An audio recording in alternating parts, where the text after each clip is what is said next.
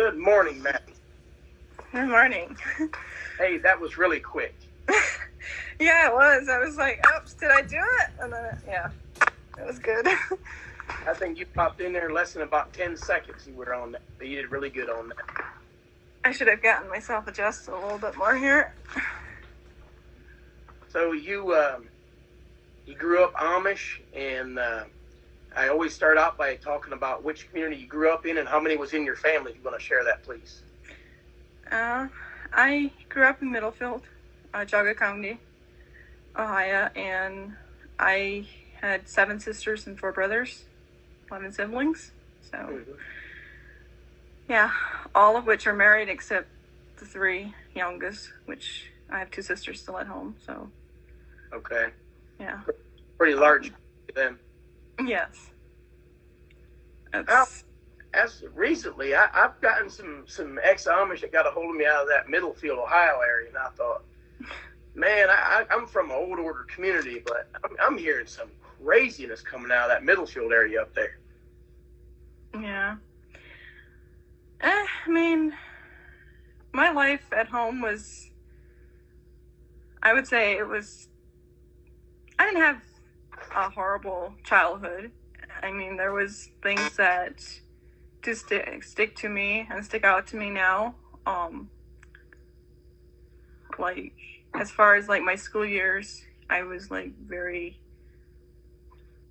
shy, and I didn't really make friends very easily, which, being I was a shy person, I was also bullied a lot. Yeah. And it was hard for me to make friends if that it seemed like the more that happened, the less I wanted to be interacting with other people. Yeah. And it was, all throughout my school years, I struggled with that, and I couldn't wait to be out of school. My last year was probably my best year. I was like, I'm done. You didn't have to go back. You didn't necessarily feel accepted when you're shy and you don't really open up, and then if you get bullied or made fun of on top of that, that kind of makes you want to get out of there. Right. And what didn't help any was I would talk to my mom about it, and my dad, like how the others treated me, and my sisters would not like say yes or like confirm that yes it was that way. They would actually say it's my fault, and I was like, I don't understand why, because I tried so hard to be a friend and to accept anybody that came my way and just be kind, and it didn't happen. Treat others the way you want to be treated. You accepted others, and you were fun with everybody, but yet they wouldn't accept you. Yeah. I mean, I am even told today that I'm too loyal to people, and which I do know that once I have a friend, I am like, I don't tell them about themselves right away. So. Well, kind of got you guard up. You got to kind of be cautious. You can't just open up to anybody and trust anybody when you've been through stuff like that. Yeah, that's right. Yeah. But that being said, I mean, my sisters, I know I didn't have the best relationship with them either. The 2 younger ones that were closest my age, I tried to understand them, and even throughout school, like, I wanted to be close to them and just stick together as a family, like in school, and stand by them. And I would bend over backwards for them, but they never did that for me. I sometimes felt like they actually loved to see me get punished because of, So was that, did you just leave recently, or have you been out for a while? It's 3 years this week that I left. I've been out that long. Yes. 3 years. It's hard to believe because it feels more like 4 to me. The last year before I left, I was actually not living at home. And what happened there was, I should probably start with... Wherever you want to start at, don't matter to me. I started in with the school year, so... Okay.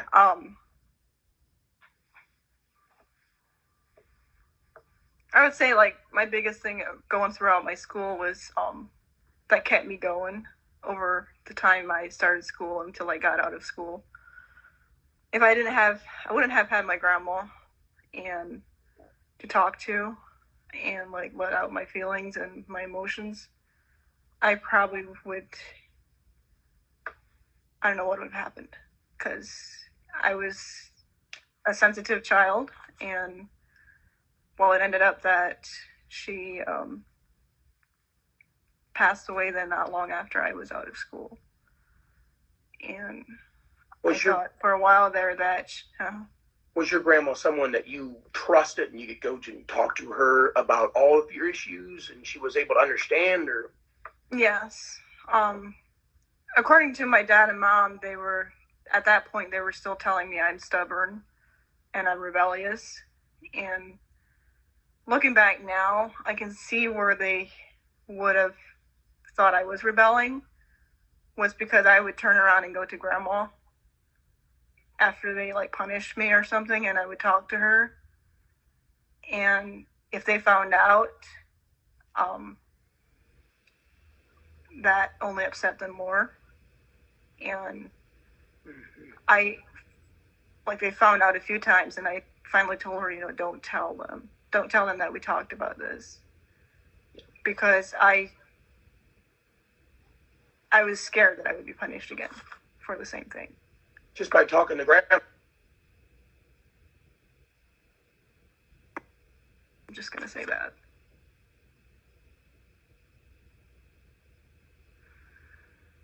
She was not on very good terms with her. And I don't know what happened there. I don't understand everything. I believe it happened before I was born. Yeah. And it just kind of went on over the years. So it was a hurt that she had to. It's something that she had to work through, but yet seemed like she was kind of taking it out on somebody, and that somebody was me. Gotcha. Being I was so close. Mm-hmm. But yeah, when she passed away, I was I've been out of school, like, graduated, like, 3 years. Mm-hmm. And at the time I was working out, had my first job. And if I would not have had my job or been where I was, I think it would have been much worse for me when she passed away. It was like God actually knew that I needed to have an escape somewhere. Yeah. Be able to talk to somebody or have somebody else there to talk to. Because my employer became very close to me over that time. I was still grieving, and I was, like, struggling to get over the fact that I wouldn't be able to, like, discuss anything with her. But yet I knew, I was like, Grandma is still here with me, even if she's not here in person. I knew it. Yeah. And that kept me going. And Suzanne, my employer, she played a big part of my life too. I mean, she really encouraged me, and she was like a mom to me, like the mom I never had. And she was completely an outsider. Like, I had no connection with her till I started working for her. Okay. And then it took only a matter of, like, a week and a half, and it was, like, instant. Like, She would talk to me, and thinking back now, like, at that point in time, like, after Grandma passed away when I was, like, 18, I had this, like, enormous fear. I was like, what am I going to do? Like, nobody's going to want to talk to me. How am I going to get through? And right then, God turned it around and had somebody there for me. It was like, yeah. And I didn't realize that till I was actually sharing my testimony the first time. I was like, this is amazing. Like, God already had somebody in mind for me before he even probably took her home. You already had somebody lined up before you even knew who it was going to be. Yes. So, yeah. And I heard, like I said, I grew up in a God-fearing family, and it was just the truth of the born-again Christian life was not spoken of. And at an early age, I knew about Jesus, and I know that a lot of that helped too. Throughout my school years, I would cry out to God and Jesus and just say, hey, help me. I can't get through this. And there were many nights that I cried myself to sleep. Just, yeah. Because I didn't want to share with my family because I was afraid if I did, I would just be punished for it because it happened too many times before.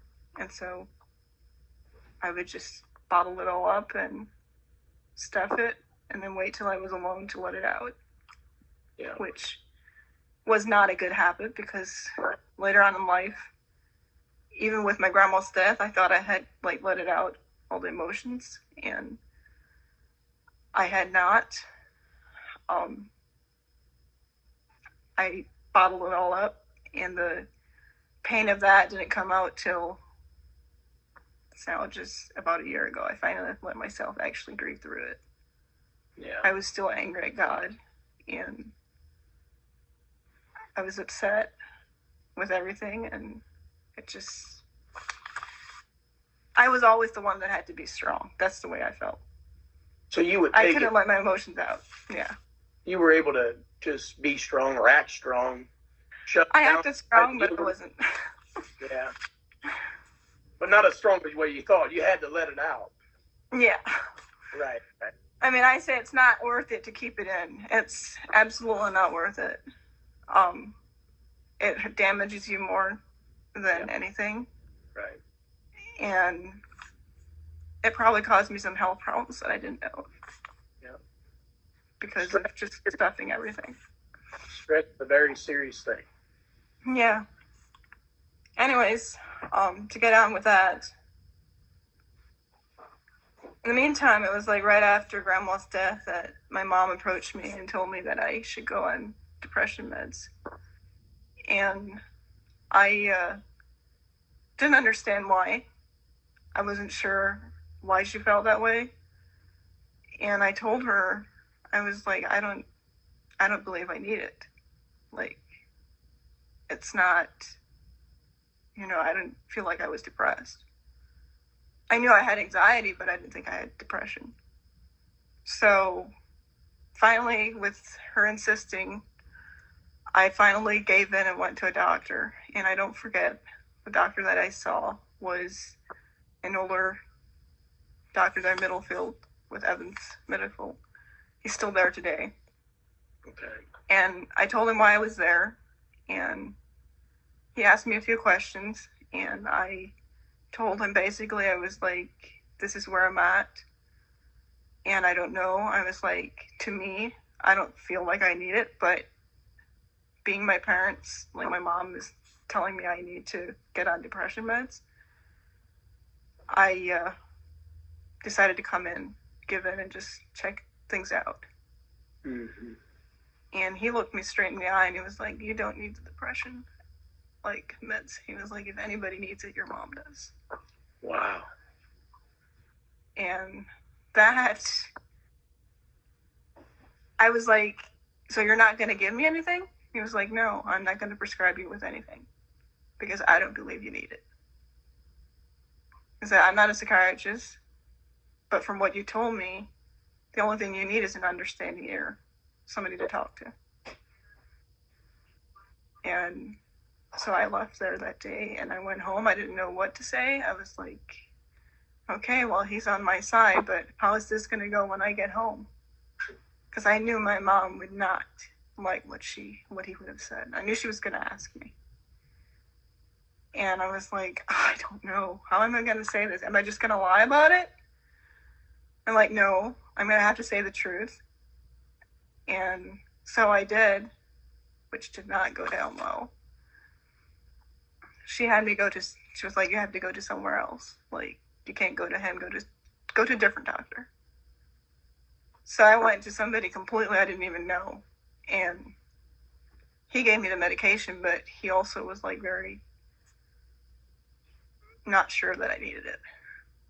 And I should have gone to a psychiatrist instead of to just a family doctor, but I didn't know everything. I didn't know how to like set up those appointments. I didn't know where to go, where to turn to. So I didn't. And it was not till much later in my life that I realized that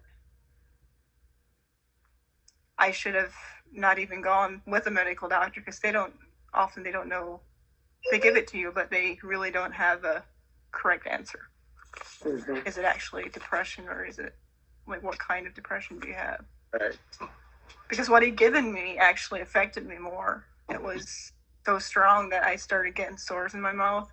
Mm-hmm. And I was an anxious person, but I never chewed my lips or inside like my mouth till I was on that medication. It made it actually worse. Wow. I was getting so bad sores that I ended up going to a dentist.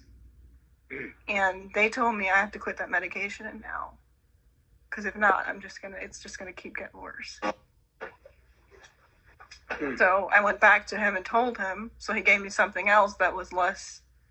He thought it was less effective. Wouldn't like do the damage. Mm-hmm. And after, I think it was like a week or so. This was back in August of 2017. I was 21 at the time. No. That would have been 2017. I'm trying to think. I was 26 when I left. So it would have been when I was probably,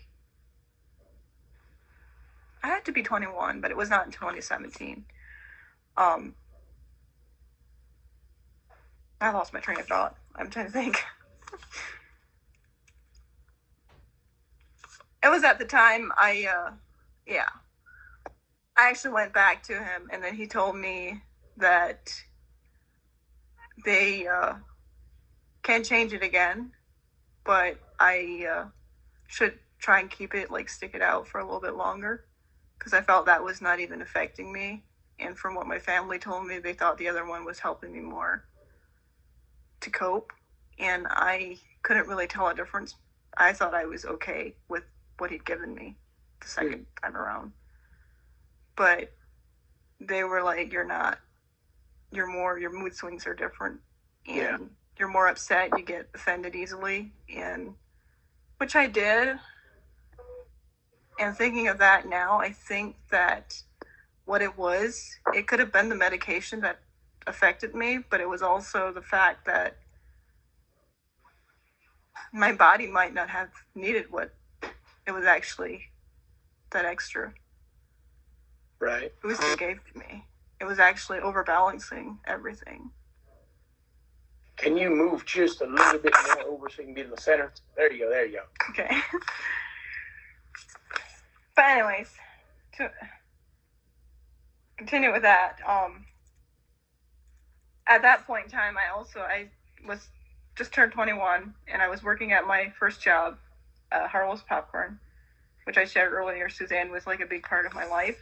Yeah. And she spoke to me about God, like she was a Catholic.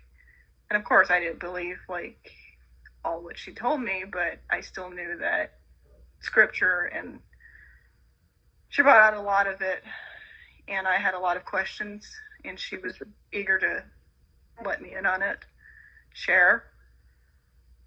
And I also had another coworker, which was a Baptist, and she shared a lot with me too. The more I asked, the more they shared with me, which is where I got a lot of my information.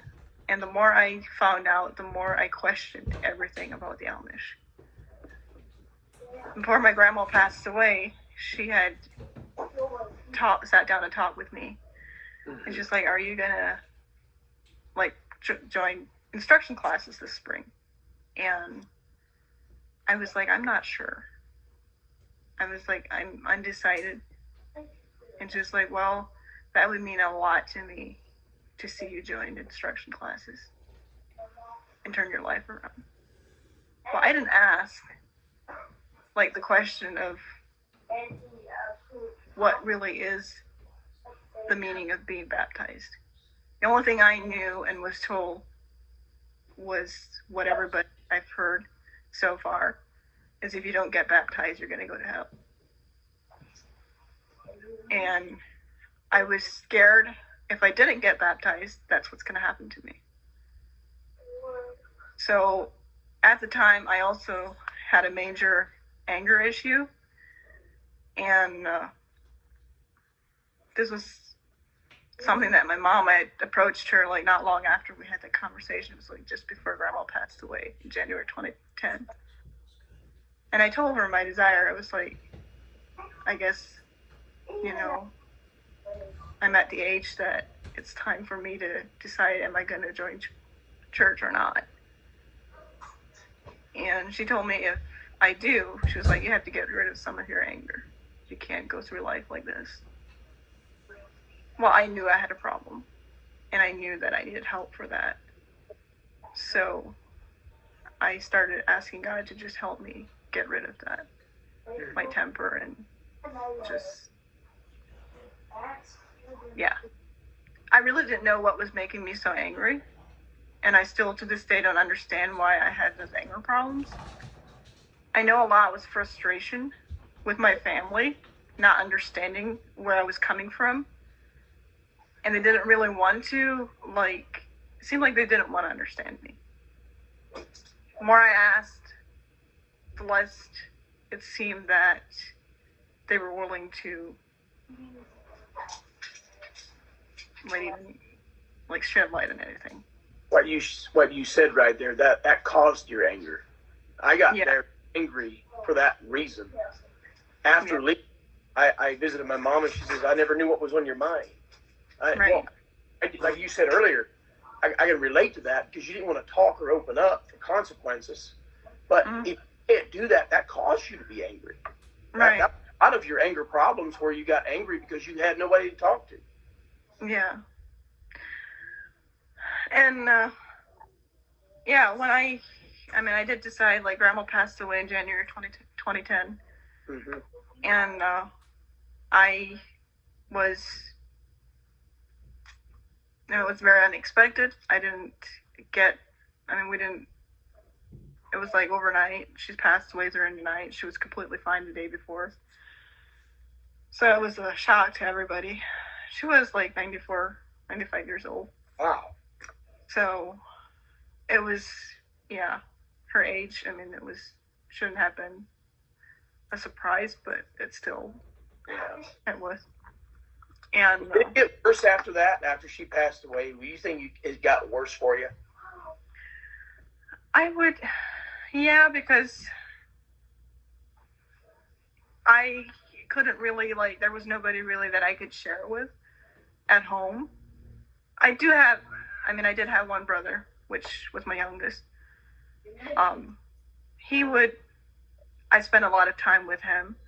Like, right after she passed away, I was out of school, and Dad and him needed help with the farm work, and I would do a lot of the housework too, but most of the day I would be outside helping them. I was like their right-hand man in the barn doing anything they needed done. Yeah. And I could talk to him, but it was still not on a deep level. He didn't want to hear or answer my questions. There were times that he did, but then there was times, some of the questions he didn't know how to answer, I believe, and then he would just say, I don't know, or I don't want to talk about it. And so I just learned to just not question. Yeah. But after she passed away, in 2011, I started instruction classes. And my main reason I say for enjoying church was simply I knew that, or I felt that if I didn't get baptized, I was doomed. And that was my only reason for. After I was baptized, there was no peace. I mean, I can't say how I've heard all kinds of stories like being baptized, and I do know that it is, if you really know the truth and you are baptized, you do feel that. And it just didn't come. I went home and cried. I was like, this is not, I did something wrong, and I was like, I should not have been baptized. And my family thought I was so happy, that's why I cried. And I was like, that's not the truth. I didn't tell them. I kept it from them. But you would say you got baptized because of pressure. That's just what you do, right? Yeah. And I also knew that it was the thing to do. And I was like, my family was always, I felt like every one of my siblings at a certain age, they joined church. And I was at that age. And I was like, I knew my dad and mom would probably question if I didn't. So pressure. Why aren't you doing church? Yeah. Yeah. So yeah, I joined church, and I can't say that. I mean, there was a lot of turmoil going on too when I joined, like started instruction classes in church, and then after I joined as a member, there was a lot of things that was going on with my family in the ministry. Right at the time, my first communion was the worst, and I was like, if every communion is like this, I don't know how I'm going to do this. So, I mean, it did change. One of the ministers moved out, but it was pretty bad. And in a way, like, yeah, I say my family was against the ministry in some ways, but I also know that the minister that moved out, they were standing up for him because they didn't like the fact of how some of the other ministry treated him. It wasn't right. And to that, I say that I'm very thankful. Like, my mom and dad taught me something there, that you have to stand up for others too. Yeah. And even though it didn't happen for me, it was still, that was something that stuck to me. And I was like very happy that my family stood by their side. Mm-hmm. And I'm actually very good friends now with their daughter. She's also not Amish. I don't know, she might be watching live. So, yeah. And after that happened, I thought my life would, change. And I would, like, get ahead with life, and that was so nuts. I mean, yeah, I did get ahead in some ways, but there was still a lot of unanswered questions. I felt a lot heavy weight on me, and there was just no peace. Yeah. I was confused. I knew enough that I was like, something's not right, but I didn't know what. And about that time, I had a very bad, like, fall down the stairs. And I didn't do anything for about a year. I just kept pushing through it, and it got so bad that it was keeping me awake at nights. And I would walk the floors. I had to sleep on a recliner. And I said something to my parents, which my bedroom was right on top of my mom and dad's. And so they would hear me during the night if I did wake up and was pacing the floors. And I told them, I said, I don't know how I'm going to get through this. I need to do something. Like, this is very bad. And I was of age, so they didn't really encourage me to go seek help. So I just let it go. And it just got worse over time. And it was to the point that I couldn't even hold my hand or, like, move my hand above my head. Wow. Or even reach back. So I was like against their wishes. They didn't want me to go to a chiropractor. and I had gone to a medical doctor and they hadn't seen anything, but they told me it could be muscle related or even like something needs adjusted. So finally I just gave in and went. And immediately when that chiropractor saw like the shape I was in, he was like, you need to go to a therapist. You need to get some help. Come to find out, I actually had a locked elbow. And if you ever had a locked elbow, and you never had it, you don't know how painful that is. And then at that point, I couldn't even like, it hurt to even move my arm, like bend it like this. Like wow. Yeah. It was more like just keep it straight, don't move my right arm. And so I went in and they started some very extensive therapy. And I regret that I didn't go sooner because, well, I regretted it then. I was just in misery. The more they work with it, the worse it seemed to get at some point, and then finally it relieved. But over that time I was doing therapy, the doctor of this facility, he started asking me questions about my home life.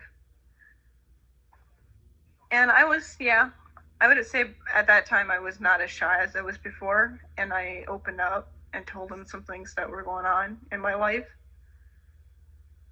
And he really encouraged me to like talk about it and get some help, like counselor. Well, I didn't know where to go. So I didn't do any of that. And this went on for over 2 years, I would have said. And I would be off and on. I would go in just to follow up and just to make sure that things are still moving forward. And it was probably like in 2016 when I realized that I do need help, but I didn't know how to approach my family to tell them that I do see where I need help. I don't know where to go. So, and I didn't know if they would actually be on my side, or would they just say, no, you don't need help. You know, you just got to shape up. And I even went as far as the one night I was up all night and I packed all of my belongings. And at that point in time, I was planning on leaving the Amish. And I had actually written a note. I went to work that morning and I thought nobody heard me during the night. Well, I was wrong. My sister had a bedroom light right next to me. And she actually woke up and heard me. And that next morning she got out and she saw that I had packed some things. There was a tote standing. I had kind of hidden it behind the bed, but she went and checked out and she saw this. And then she found my note too, that I had written that I was planning on leaving behind right after I left. And she went and told my parents. I got home from work that day and I was immediately, when I walked in the door, my dad and mom were never sitting on the chair. And I knew immediately, I was like, no, this can't be happening. They knew. I was like, just looking at their face, I knew that they had found out that I was planning on leaving. And I was like, what am I going to do? And so I went upstairs. And before I was completely upstairs, my dad was like, hey, we want to talk with you. And I was like, no. Do I really have to talk with you?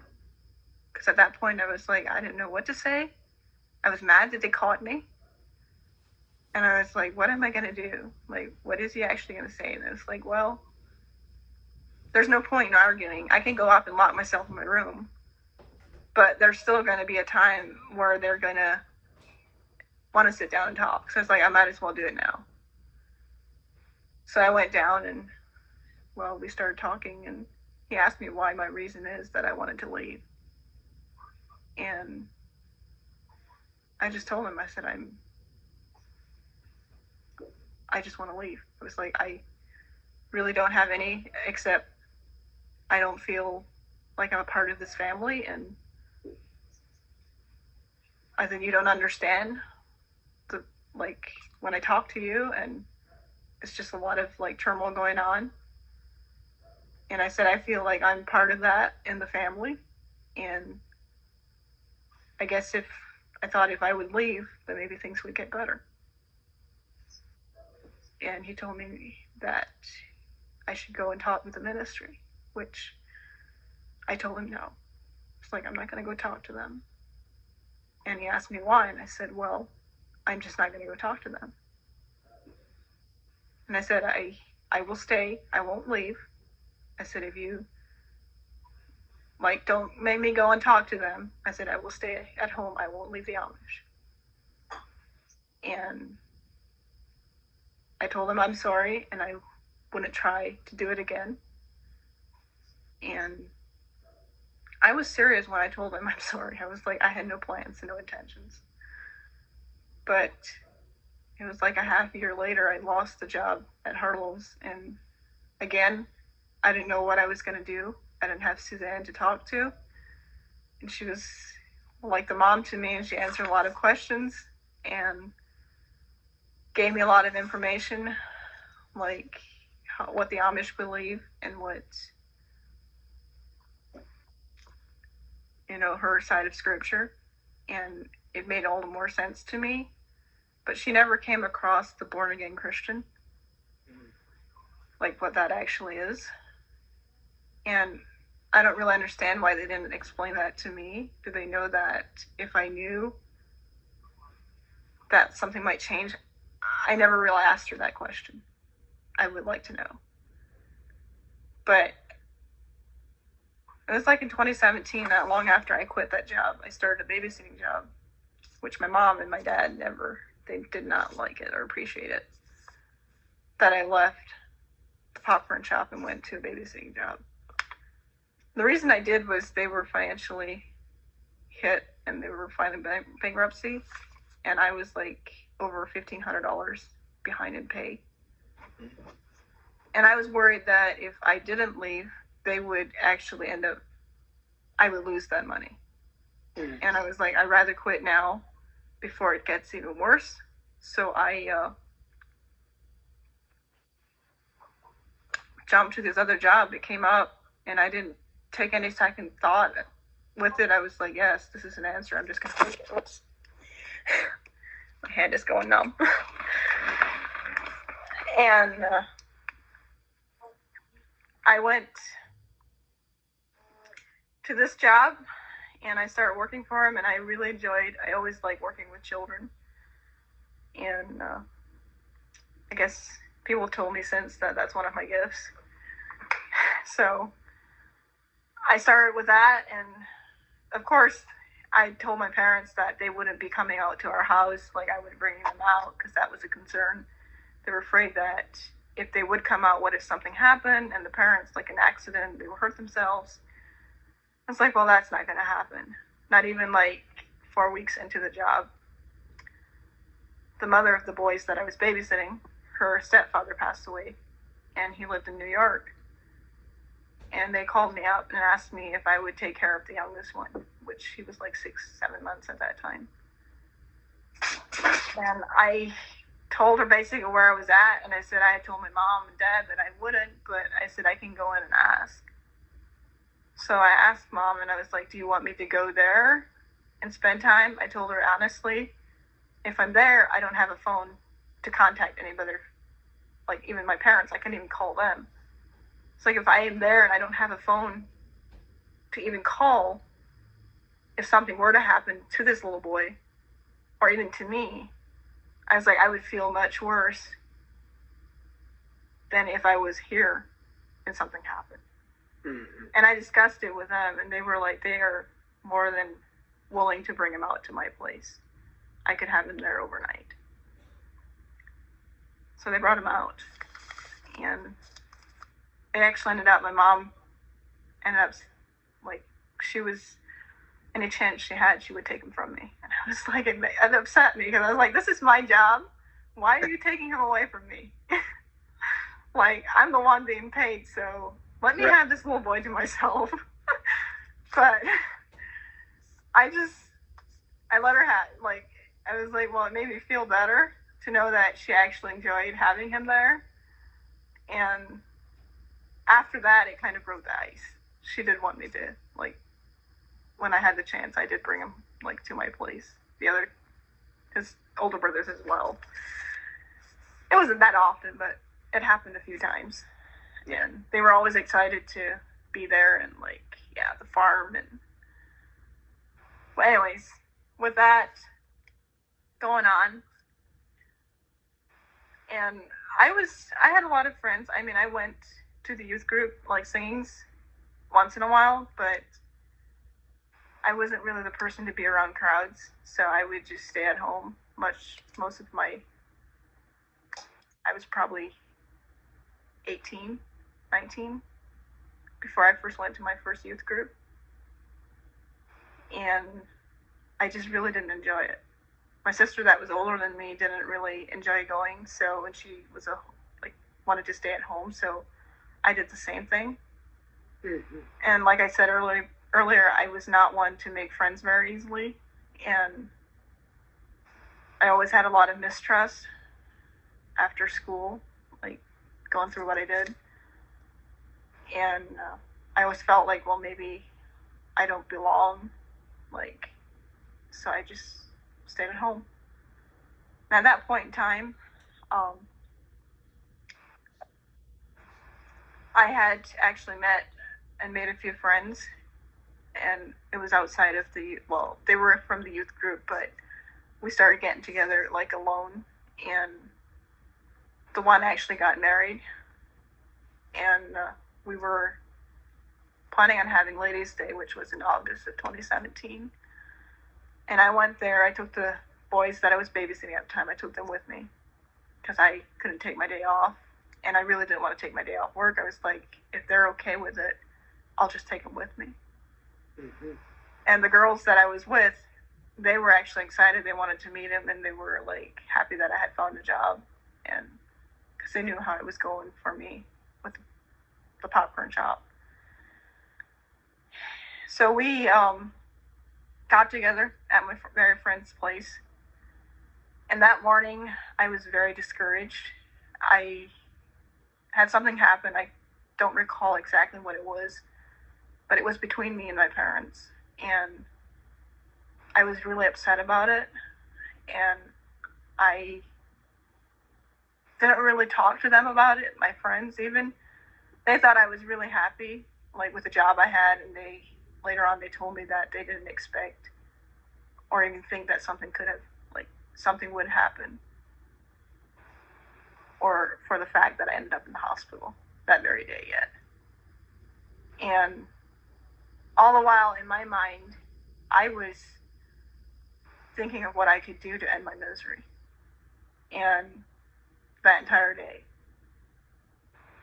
And my last thing before I left there was, I'm going to go drop the boys off. And I had an appointment at the therapist that I was seeing.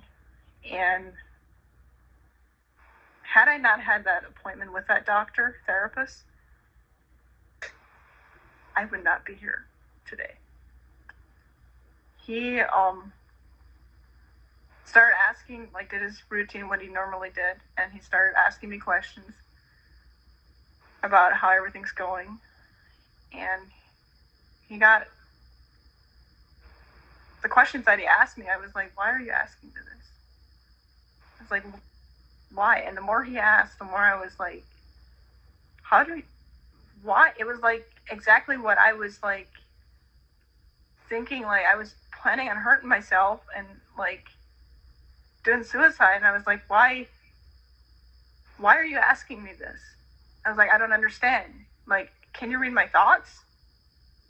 And the more he spoke into it, the more I panicked, and I actually ended up, I had what he thought was a blackout, which I, to this day, say it was not a blackout. It was a full-blown anxiety attack. And it happened twice.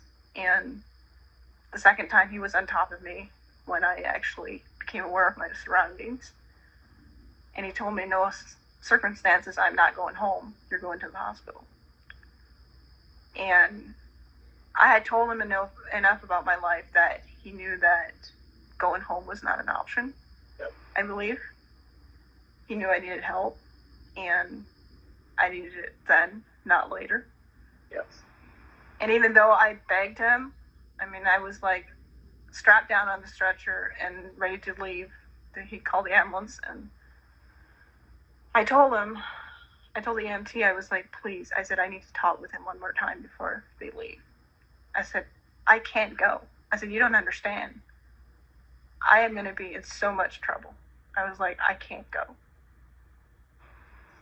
And he was like, okay, do you want to talk with him? And I said, yes, I need to talk with him again.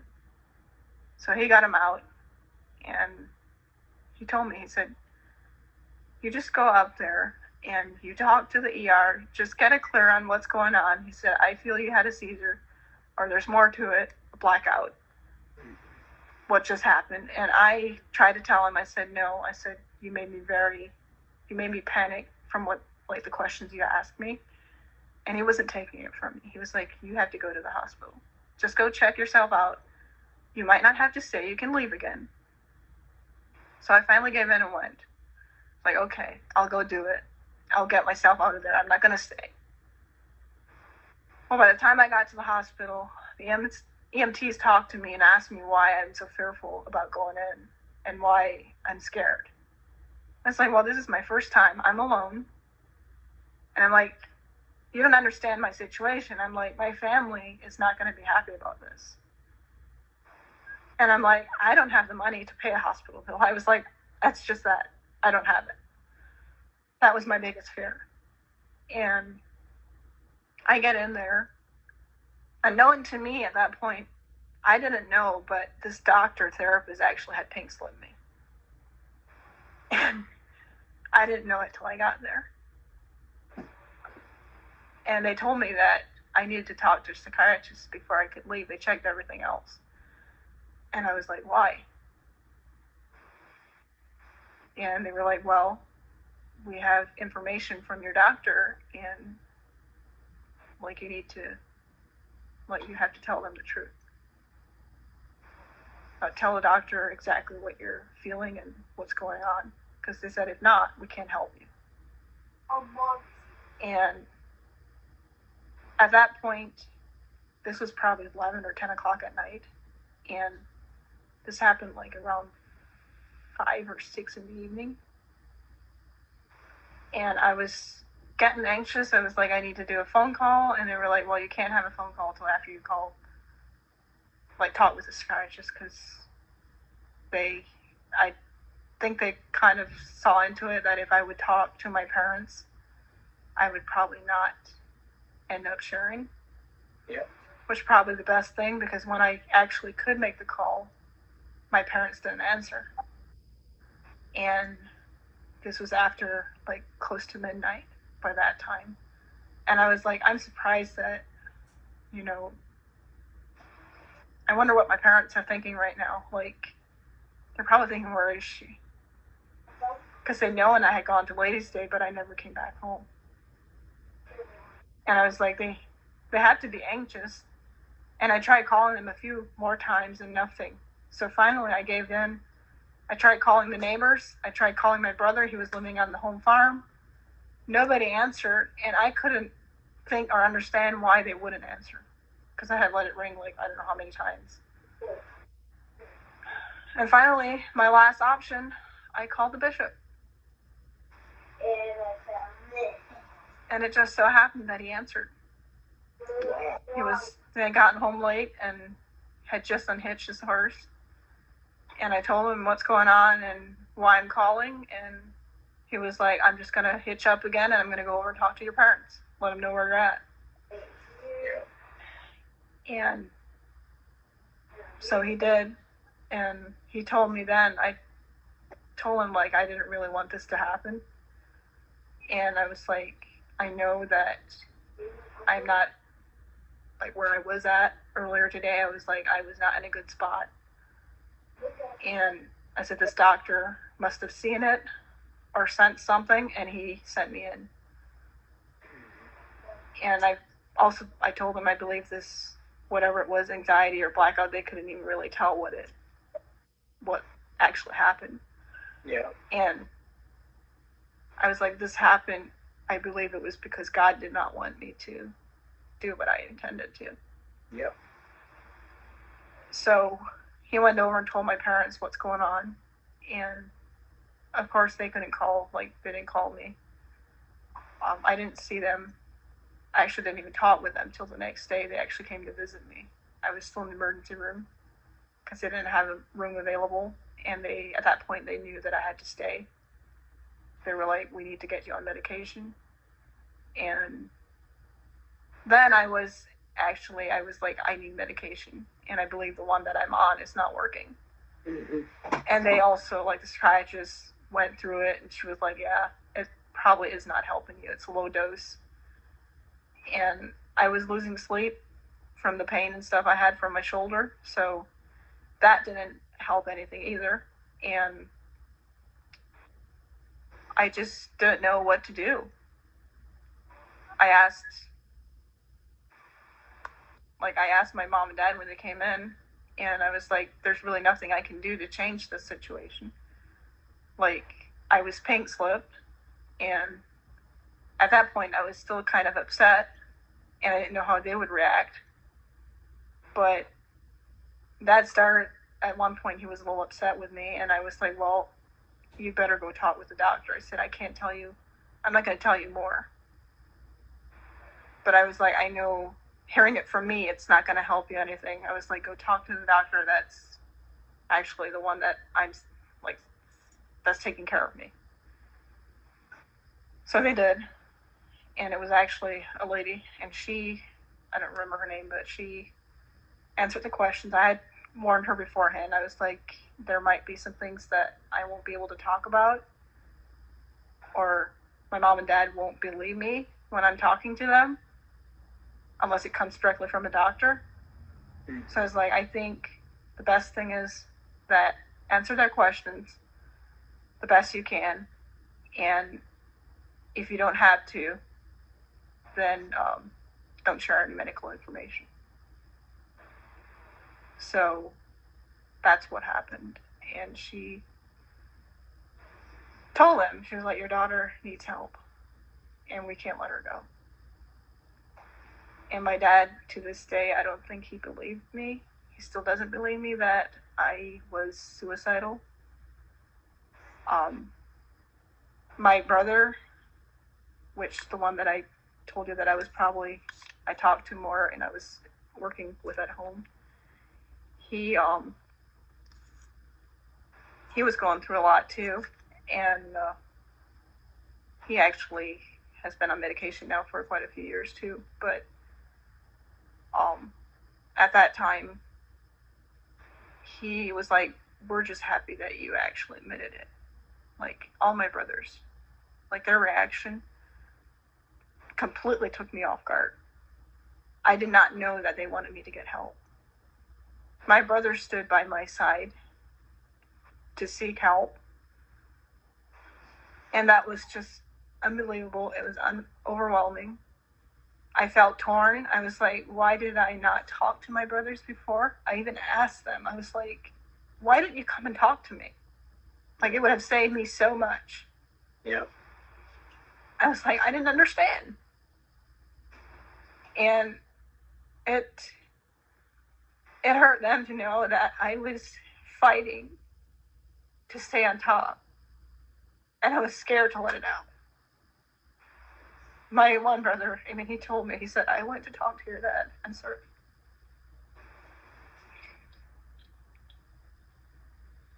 I went to talk to your dad, and Dad told me to step aside.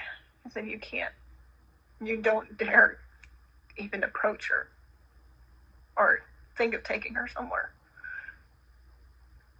And I was like, if I would have even, I think that scared him so much that he was afraid to show his feeling, to actually feel what I was feeling or even see the pain. So I didn't know about this. And here I thought I was alone in my family, struggling. And come to find out I wasn't the only one. So that was kind of like my family was. Like, they wouldn't show their emotions. They would. It was, you didn't do that.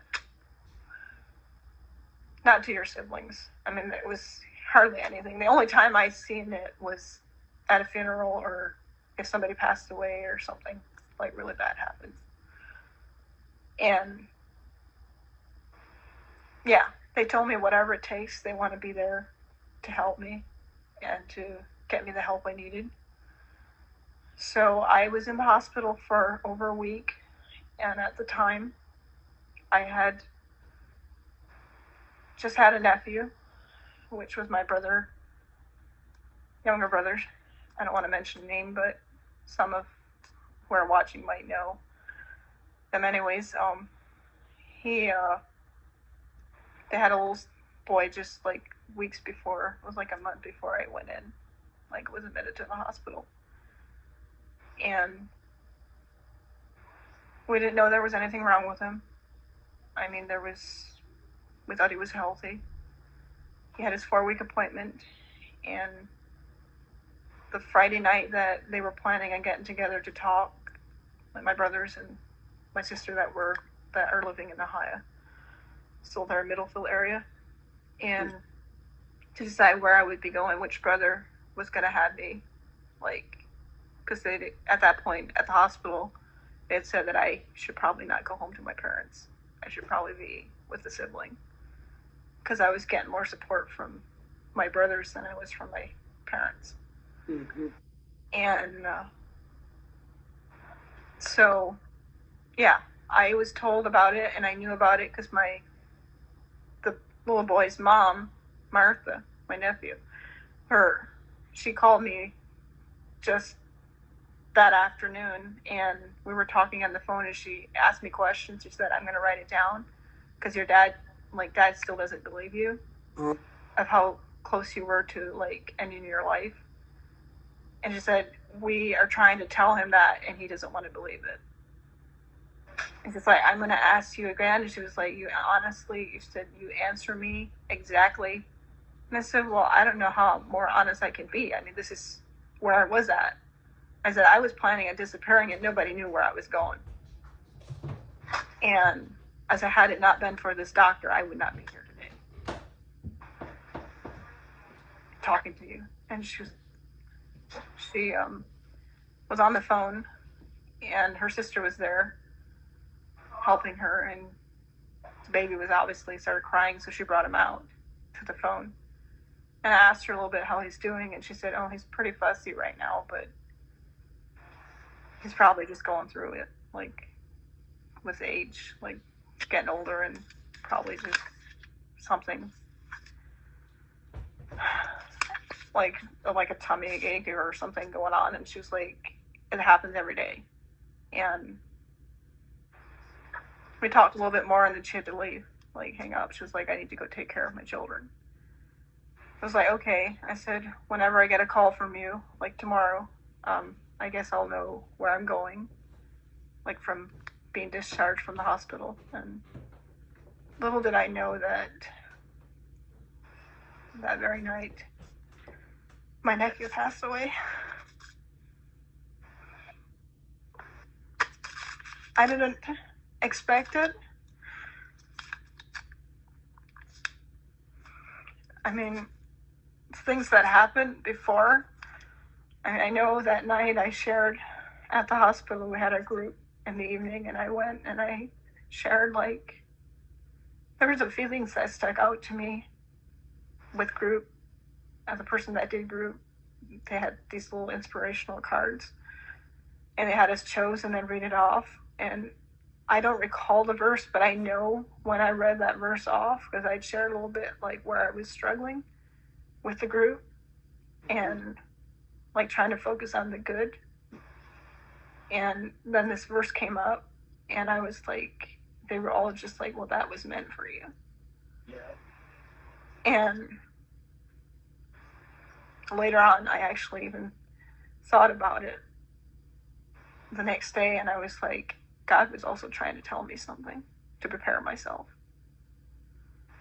Because one of the other cards was like a little bit, like, had more like to prepare myself of something that's ahead in the future.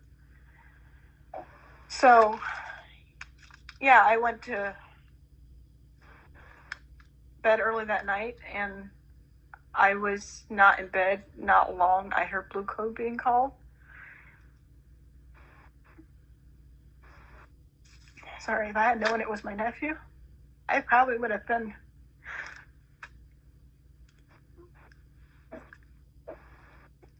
I don't know. I'm very thankful I didn't know, but at the same time, thinking back now, it's like I never experienced that. I was never in a hospital before, but immediately when Blue Code was called, every nurse that I knew on that floor was running. Yeah. And I know the one nurse, she didn't know, like, she was being called to help, but she was actually down there and witnessed it. Really? And she later talked to me. Yeah. And she didn't know it was somebody that was on the floor that she was working at. She had no idea, like, I was related or that it was a nephew. And we later had a good conversation. Like, she told me his last moments. And I didn't know anything about it. I did hear them talking up at the nurse's station. I was like 2 doors down. And I heard my name being mentioned, so I went up and I said something. I was like, I heard my name being mentioned. Is there something that you need? Or do you need to tell me? And the nurses were like, they all seemed like they were guilt-stricken. They looked at each other, and then they were like, it was like they were hiding something from me. And like, no, like, everything's good. Just go to bed and rest. And I was like, okay. I was like, well, maybe there was nothing. Maybe I just imagined it. So I went to bed, and the next morning I was like up bright and early, and the doctor comes in there and was making his rounds, and I was actually in the hallway, and he stopped and started talking to me. Started asking me questions about my family and if any of them had heart conditions, and I was like, no, not that I know of. Not immediate family. Did you have anybody in your family that passed away as an infant? I was like, no. And I was like, why is he asking me this question? Like, why is he asking me all this? But I didn't ask him. I was like, I just left it. It's like, well, you go eat breakfast, and then after you're done eating breakfast, I need you in my office. Do you know who your nurse is for the day? And I was like, no. And so, well, I'll go check it out. He was like, just go and eat breakfast. Enjoy your breakfast, and then we'll meet to talk. And I was like, okay. And I thought, well, maybe my brother or somebody called to let me know already. And they got the call, like, and they wanted to share with that. Mm-hmm. That was the only thing on my mind. And I was like, okay, well, I'll go eat breakfast and not worry about it. And after I was done, he came and got me, as he told me. And he was like, your brother's on the phone, and he wants to talk.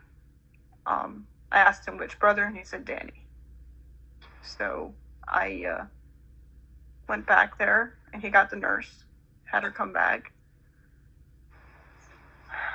And it was just a usual conversation that started in. I was like, I was expecting, like, he asked me how I'm doing, and was like, it's a nice day this morning, and like shared a little bit what was happening there on the farm where he was at. And I was like, I do have some news for you.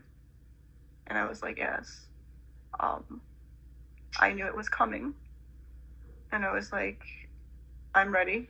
And like, I'm waiting to hear what your plans are, where I'm going when I do get discharged.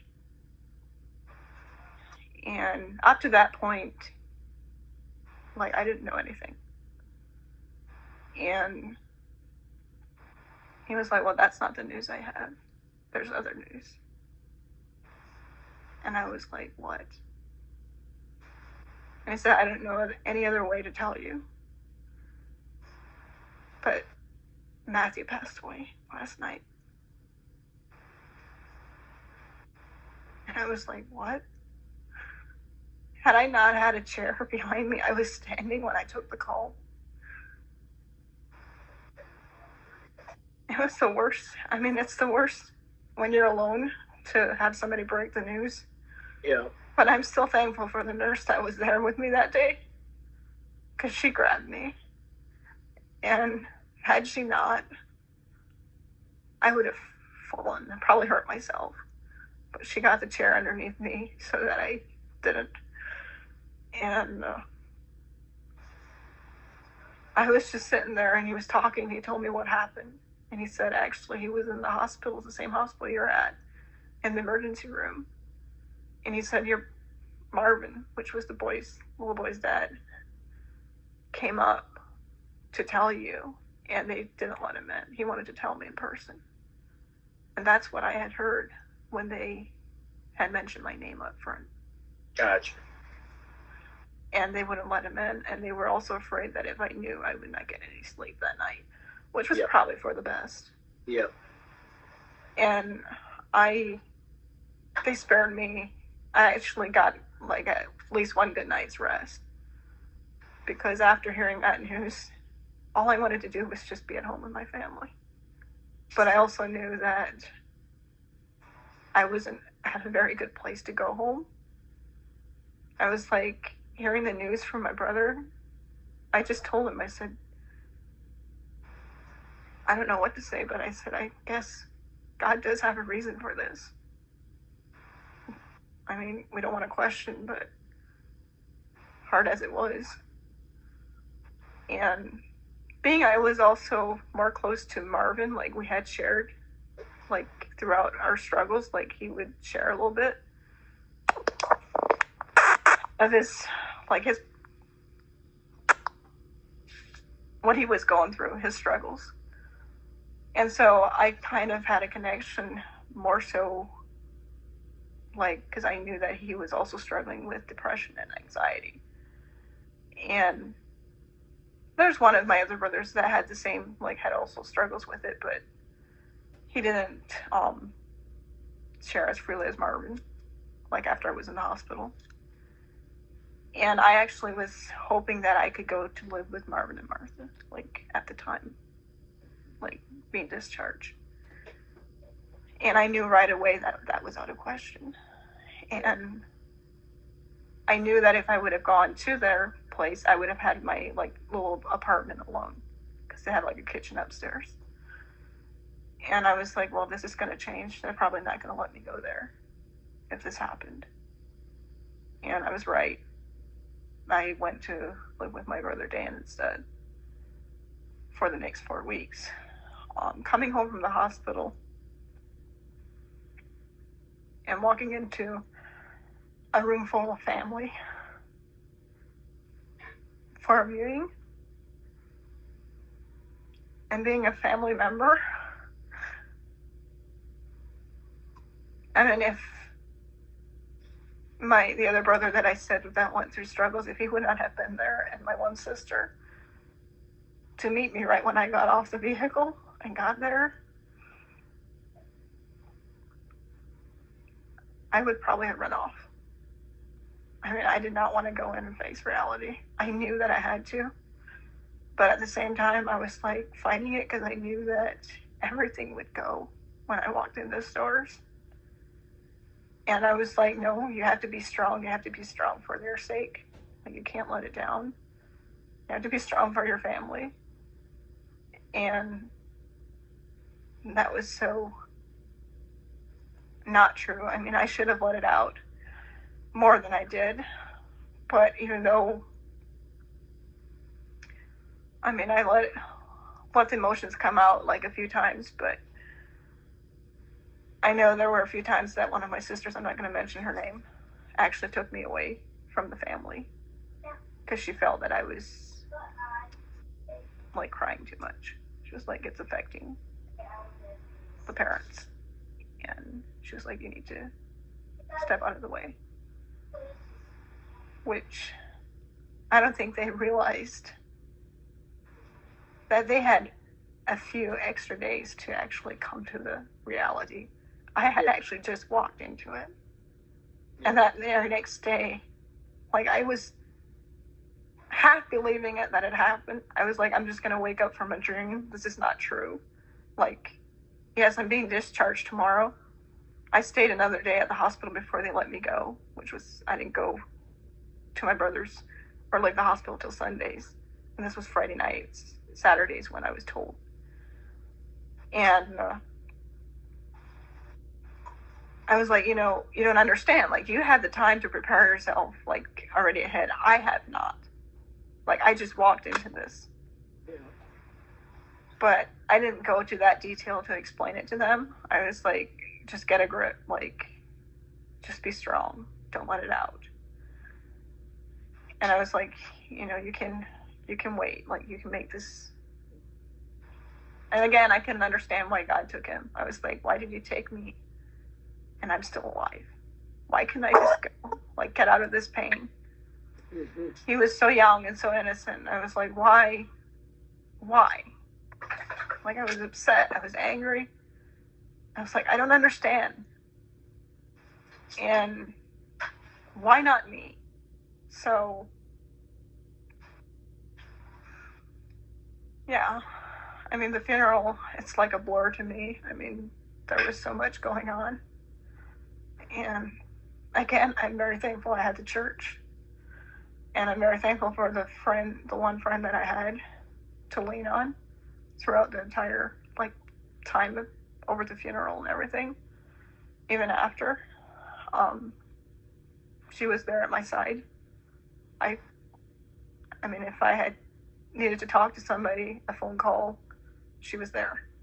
She wanted to be there and, like, talk and just walk me through. And I went to live with my brother, Danny, and it was like Tuesday after the funeral, I went to meet my counselor for the first time. Well, just saying, like, it was a blur from that point, like, from Sunday to Monday was the funeral, and Tuesday, the very day, it was actually the next day after the funeral, I headed down to Holmes County for the first time to meet with Leah at Spring Haven. And I was nervous about it. I was still, like, going through grief, and I didn't know my brother and his wife and my mom and dad were along for the first time. And I was glad they were with me, but at the same time, I didn't want them with me when I went into session with her, because I knew that it might not end well. And they asked me if I wanted them to sit in the first time, and I was like, no. I said, I want to be alone. And my other reason for not wanting them with me was because I knew that if I had them in there, I would again have to fight off the tears and be strong. Yeah. So I just told Leah basically my name. She asked me, like, a few questions, and first thing I said, I don't want to talk. I said, I don't know what to say. I said, this has been like I'm in a dream and I'm still not awake. And I was like, I don't know if you knew, but I lost a nephew. And just yesterday was his funeral. And I said, I'm struggling with the fact that why not me? And why was it him? And she had to go through, like, a lot of questions and stuff, like, the first time around, but she let me have my time. She was like, if we don't get through all of that paperwork the first time, she said, it's okay. We can do it the next time. And, well, it was okay, but she really encouraged me to, like, talk about it, like, try and talk about it. And I said, well, I'll try. I told her, I said I would talk to my friend about it. I didn't know as much. Like, I knew my family was going through it too. And I was like, maybe it's better if I talk with somebody outside of the family and get more healing that way than with my own, because they're hurting too. Yeah. And I know hurt people. I didn't know it as much back then, but I do understand it now. So it was a process for me to not being at home at my parents' place to moving, like being at my brother's. And life changed. I mean, there was one day that I didn't want to. It was like not long after I was at his place. I just woke up one morning and I didn't want to get out of bed.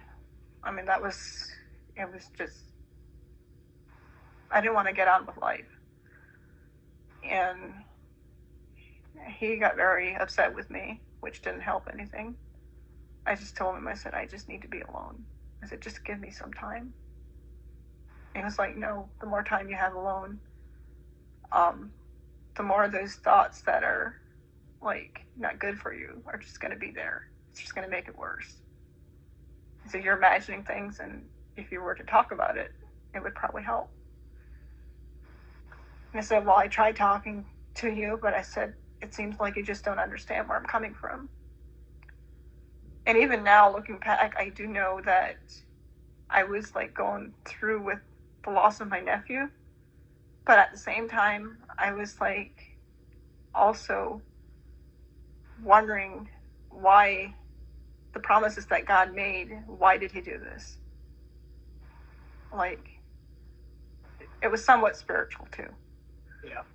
And I didn't understand. I was like, I don't get it. And after,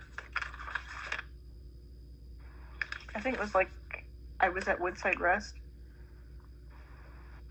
it came to me that, God did this for a reason. And I was like, I probably won't understand it, but it's better if I accept it and move forward than try and dwell on it and just be upset and angry and bitter. And I guess it also helped me because my roommate, she'd gone through a loss, and we shared a lot.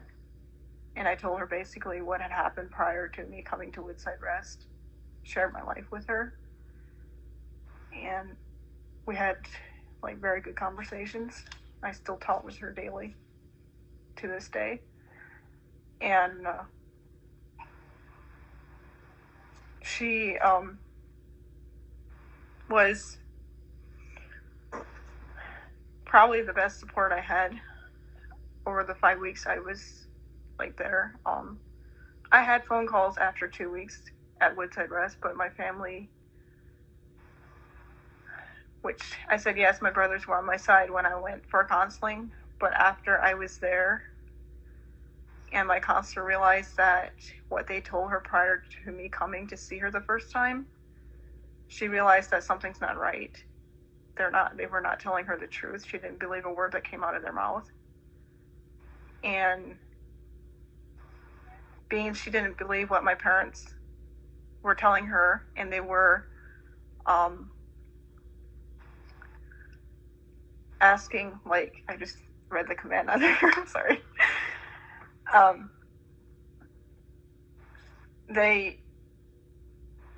lost my train of thought again. I was thinking about the question. Anyways, yeah, I was there, and after I was there for about 2 weeks, like, I had my phone call, like, I could have my phone calls, and they could write before that, but it was like all screened because they knew that it was not a good thing for me to have too much.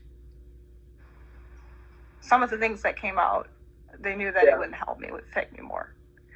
And even my phone conversations were like, listen, I didn't know it right at first, but I discovered it after my mom called me the first time.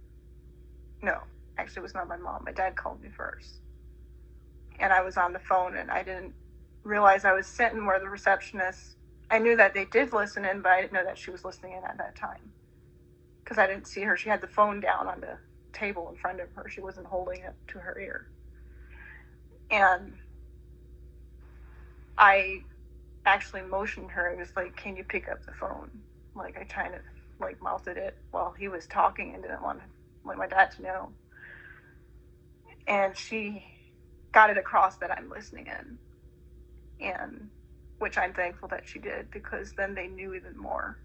And I didn't tell my dad that they were on the phone with me. I was like, there's no way, because I wanted them to spill everything. And I wanted to know what I could do to help. And I was like, the only way I can do this is if they are on the phone and I get them talking. And he'd called that day and he said, we'll come down and visit you if you come home that day. Like, they will have to discharge you that very day, because it was 5 weeks mark. And at that point, they hadn't even showed up to even visit me. It was just phone calls. And I was like, well, I don't believe that's happening, because number one, you haven't come visit me yet. And they're not going to discharge me as long as my family hasn't been here to even show some kind of support. I said, the only people that have been here have been, like, was the church, the ministry, and my aunts and uncles from my dad and mom's side of the family. That's the only visitors I had up to that point. And I was like, you know, they were thinking of maybe calling a family meeting and having me involved. I said, and the ministers. And I was like, I'll talk about it. I said, in the meantime, I said, if you want to know more, and like I said, I'm pretty sure I'm not going to be discharged. Just you coming down here, like, and immediately you want to take me home. No, it's not going to work. And I was like, you can call my counselor and like have it confirmed, but I'm pretty definite that that's what her answer is going to be. And he did call her. I didn't know that till much later. And he asked, like, told her exactly what he told me, and she told him, no, under no circumstance am I going home till they see some support from the family. Yeah, that told them a lot, probably. Whoa. Yeah, because not showing up. Well, my family didn't. I mean, as far as I say, like, my brothers were there when I went. Like, they were there to support me to go to Woodside Rest. But then, I don't know really what happened between that time. I do know there were a lot of rumors out, and they were blaming and accusing me of it. And to this day, I don't know. In any other circumstance, I would have said there was a leak somewhere. But I think, actually, the truth hurts. And I think my own family was exposing it, and they didn't realize it. Yeah. I wasn't the one that was letting it out, because I didn't say more than a few words while I was at the hospital before my nephew passed away. Some of the ministry came to talk to me, and they didn't even ask me to expose, like, what was going on. They were like, we know everything. We've seen it. And we want you to know that we're here for you. Which was unexpected to me, again. And they proved to actually be there from the point I went for help till the time I was discharged. And even after. But yeah, my brothers kind of just stepped back. I mean, they didn't want to have much to do after I was there. And after they found out that I wasn't coming home to my parents, like back to my parents to live with them, that was also another situation where I wanted to go home. I begged my counselor. It was like, I just want to go home. I said, I know what's going to happen. I know that if I don't, my family's going to be upset. And I was like, please, just let me go home and go live with my parents again. Like, I'll be okay. And she was like, no, you're not going back. Well, had I known what she was told before I came in to see her, I would have understood. Yeah. But I didn't know about it. At that point, she hadn't shared anything with me. There were a few things she shared with me, and we had gotten that in the clear. But that hadn't come out yet. And had I known that, it would have made so much more sense. Like, I didn't realize it till it was like a year and a half after I left. She finally came out with it. She didn't want to share it with me till she knew that I was ready to hear it. Yeah. And when she did share it with me, I wasn't ready in a good spot. I told her I was fine, but I wasn't. No. Anyways, so my parents didn't get the say-so.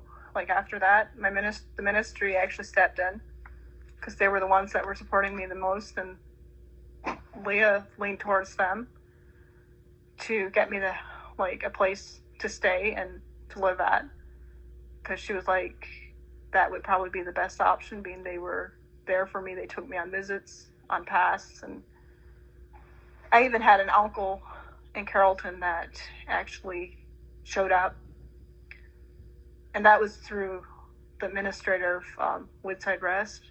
He had somebody from their church was there, and he had discovered that I was a niece to Eli Datweiler, so he got in contact with him, being I wasn't having many visits with my family, and he was like, asked him if they would take me on a pass to get me out of there for a weekend, because they wanted me to go out and like be outside of Woodside Rest, like experience some of it, going back to life in general. Mm-hmm. But being my parents didn't come to take me, there were very few other options. And so yeah, they came and took me on a visit, and there again, I was just speechless, because I didn't expect my mom's brother to come and take me on a pass. It was all new to me. I didn't think that they agreed with some of the things that were going on in my family. I thought like they wouldn't stand just for instance taking me on a visit and then having my parents on their back after the initial thing, but again, I was wrong with that. They did it, and they told me that I should know that wherever I am, that they want to be there, and I am like someone they care about, and they support me with what I decide. Because I even questioned him, Eli, I was like, am I doing the right thing by not moving home to my parents? I was like, I'm questioning because I know they're upset, and I said that's some way some of the calls went down, and I did get a visit from my parents, but it was a visit that I wish they wouldn't even have been there, because everything was so, I can't get the word for it. It was fake. It truly was fake. And even the Woodside, the staff, they saw through it. I know the one that was on duty that night for the receptionist, right after they left, she came out and she just gave me a hug, and she was like, Mattie, I understand. And she was like, you can let it go. And I was like, oh, so I'm not the only person. I was feeling at the moment they walked in until they walked out. And she was like, yeah, there was something not right tonight. She said, I believe they want to support you, but they don't know how to do it. And actually, I don't think we should even call it support. She said, from what I saw, it was actually fake. Yeah. And I was like, oh, so I'm not the only one. And that even got written down in my notes, the ones that were there and the receptionist and staff, they took note of what happened. And they were supposed to, because my counselor wanted to know how everything went. Not just for my opinion, but for somebody else too. Yeah. And there was not much that I could do to change her mind. After she had said it to me not going home, I went to live with another family. They had no children. I was there for 3 months, and I had a support group. I know right at the time I came home, it was like in December of 2017, and I had a Christmas gathering for my family, and it was like the first time since the funeral that everybody was at home. And being I have out-of-state siblings, not all of them could just come home at moments like any minute or like any time they wanted. Having families of their own and like being, yeah. So I went home and it was at my brother Irvin's, and I was there. And the moment I walked in those doors, I wished I would not have been even decided to go. And I didn't enjoy my day at all. It was every time I came around or walked into a room and there was a conversation going, everybody stopped talking. And I was always like, are you talking about me, or what? Why do you stop and not continue? Like, what's the reason? Like a normal conversation, it was just stop mid-sentence. They didn't continue.